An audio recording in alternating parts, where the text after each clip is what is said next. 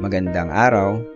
Sa video na ito ay ipapakita natin kung paano mag-alis at magkabit ng kaset. Sa aking opinyon, magandang maging pamilyar tayo sa procedure na ito dahil ito ay isa sa mga pinaka-common na task sa pag-maintain ng ating bisikleta. Ang kaalamang ito ay magbubukas sa atin ng mga mas advanced pang mga bike repair at maintenance routine, gaya ng full cleaning ng kaset at drivetrain, rear hub service, at iba pang mga procedure na may kinalaman sa rear wheel.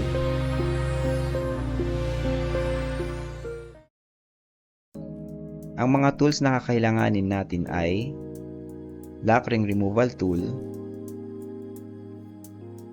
wrench o katala, at chain whip.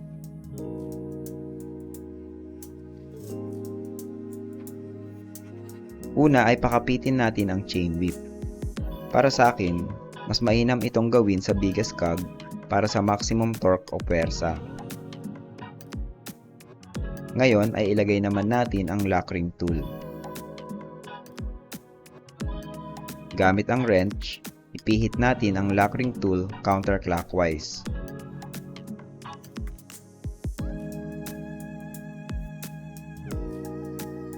Kapag lumuwag na ito, ay madali na nating maiikot ang lock ring.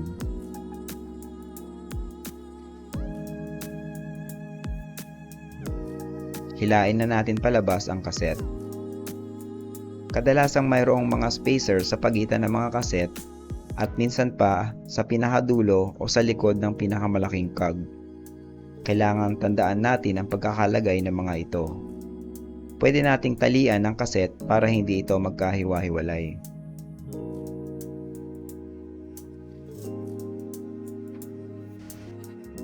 Kung i-inspeksyonin natin ang free hub body, mapapansin natin na mayroon itong mga splines na match sa pattern na nasa mga cogs. Hindi symmetric ang pattern na ito. At dahil dito, may tanging isang position lamang na mailalagay ang mga cogs papunta sa free hub. Dito sa 11-speed na free hub, magandang palatandaan itong malapad na pagitan sa dalawang splines.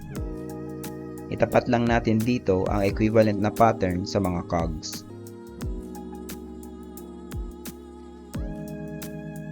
Ngayon ay ibalik na natin ang kaset. Alalahanin natin ang pwesto ng mga spacers.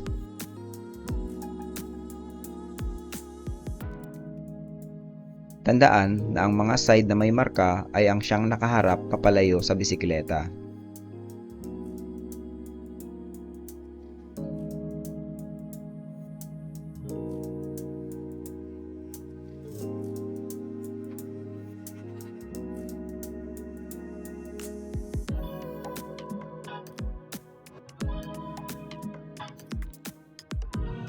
Ilagay naman natin ang lock ring.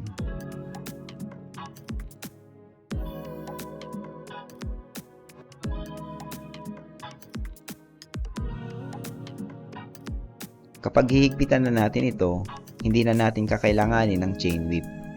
Wrench at lock ring tool lamang ang gagamitin natin. Kung mayroon naman tayong torque wrench, iset natin ito sa 40 Nm.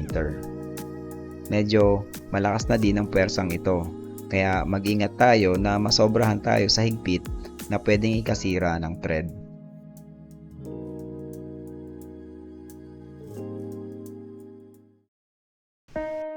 Kung mayroon kayong natutunan o di kaya ay nagustuhan ninyo ang inyong napanood, sana po ay i-like ninyo ang video. At kung hindi pa, mag-subscribe na rin kayo sa aming channel.